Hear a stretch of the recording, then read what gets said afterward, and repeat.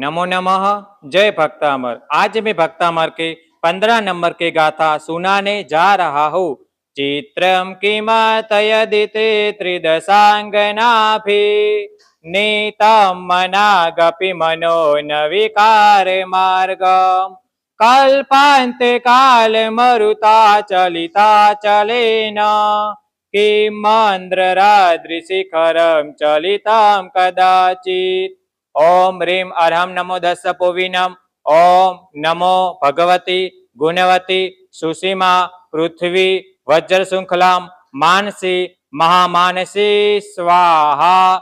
इस गाथा का प्रभाव वीर्य रक्षक और स्वप्न दोषक नाशक, झगड़ा निराकरण के लिए निर्मल ब्रह्मचरण की पालन की शक्ति मिलती है और मन के विकार सभी दूर होते हैं।